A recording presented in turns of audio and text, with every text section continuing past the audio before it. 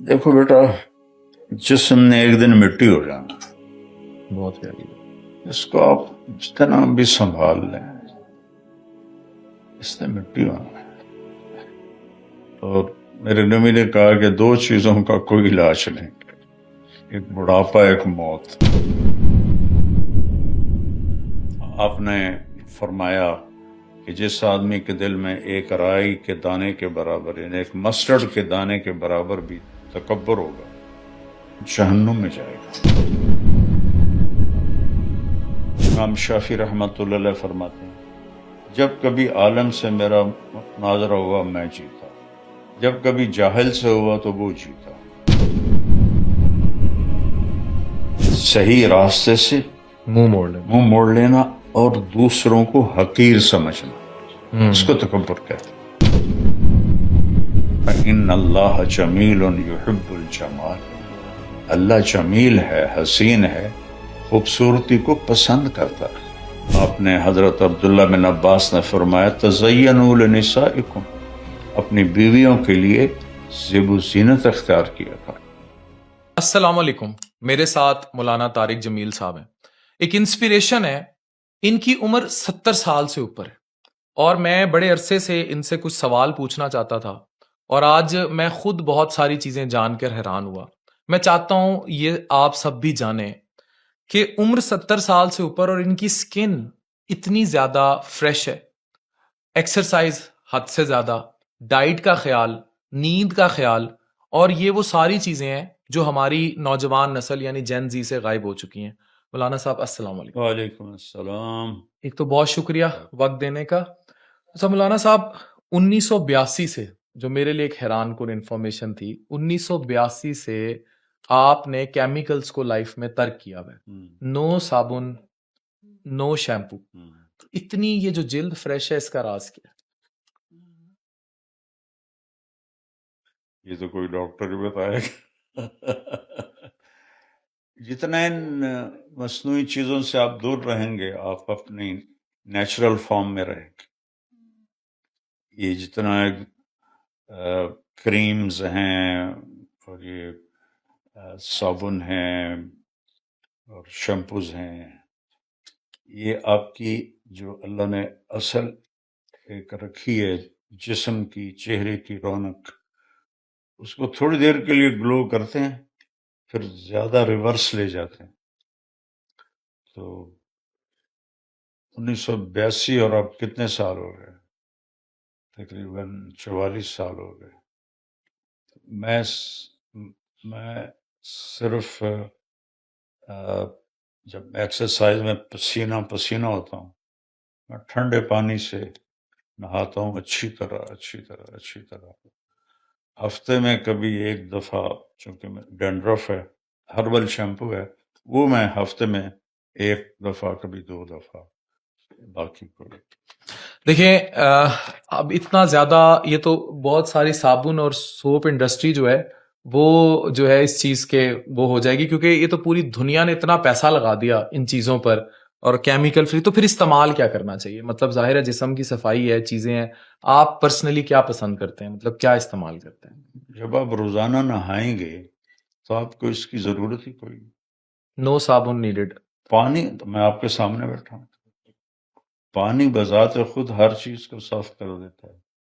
जब पहले ज़माने में ये चीज़ें नहीं होती थी, पानी ही था सब कुछ।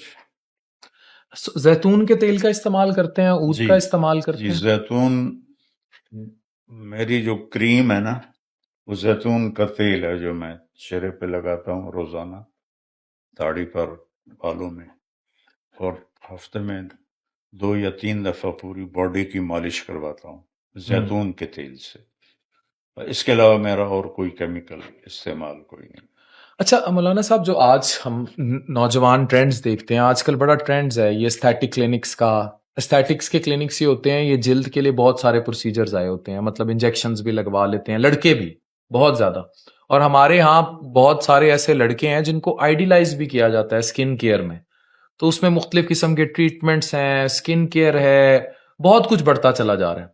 अब वो इतना ऑब्वियसली बड़े एक्सपेंसिव प्रोसीजर्स हैं, एक एक अगर किसी ने ہائیڈرا فیشیل کرانا ہو, پی آر پی کرانی ہو, آپ کے لیے تو یہ چیزیں بڑی ہی میں کہتا ہوں سن بھی شاید آپ پہلی دفعہ رہے ہوں, جی لیکن میں پہلی دفعہ سن.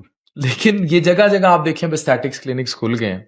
تو یہ جو قدرت سے ہم دور چلے گئے ہیں, اتنے آرٹیفیشل ہو گئے ہیں. ایک جو بال گرانے کے لیے ٹیکا لگتا ہے نا سر میں, جس کو پی آر پی یا پی آر جی ایف یا ایگزوزومز کہتے ہیں, وہ 2.5 لاکھ روپے کا.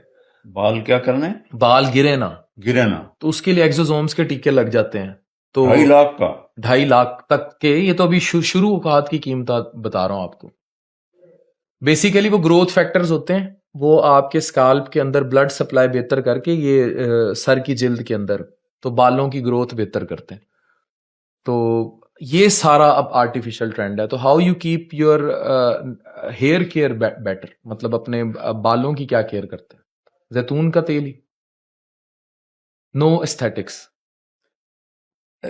دیکھو بیٹا, جسم نے ایک دن مٹی ہو جانا, بہت پیاری. اس کو آپ جتنا بھی سنبھال لیں, اس نے مٹی ہونا ہے. اور میرے نبی نے کہا کہ 2 چیزوں کا کوئی علاج نہیں, ایک بڑھاپا, ایک موت.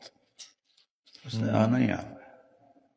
تو جس نے مٹی ہو جانا ہے اس پہ میں کیوں اپنی فضول طاقت خرچ کروں؟ ہاں میں لوگوں کو اچھا نظر آؤں, صحیح نظر آؤں, اس کے لیے ہمارے نبی واحد نبی ہیں 1.25 لاکھ نبیوں میں, جنہوں نے طب پر باقاعدہ ان کے ارشاد موجود ہیں, آپ کے فرمان موجود, جس کو طب نبوی, 2 بڑے لوگوں نے اس پر کتاب لکھی ہے, ابن القیم نے اور ایک علامہ ذہبی نے. تو یہ واحد ہمارے نبی ہیں جنہوں نے انسان کی باڈی سے متعلق بھی بات کی ہے. وہ ساری غذاؤں میں ہے, کوئی ایسی کیمیکل نہیں ہے.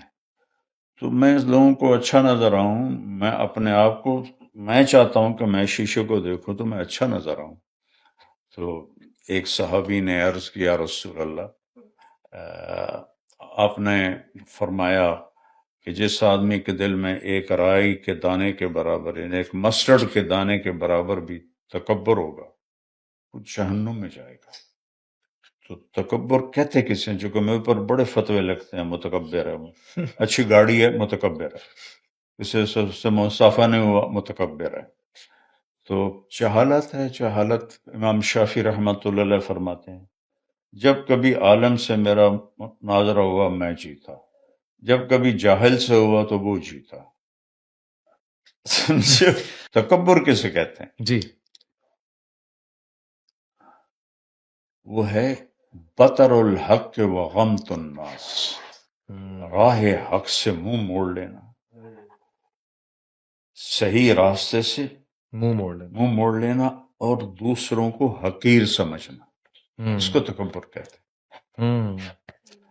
تو اس پر ایک صحابی نے کہا, یا رسول اللہ میرا دل چاہتا ہے میرے کپڑے اچھے ہوں, میری سواری اچھی ہو, میرا جوتا اچھا ہو, کیا یہ بھی تکبر ہے؟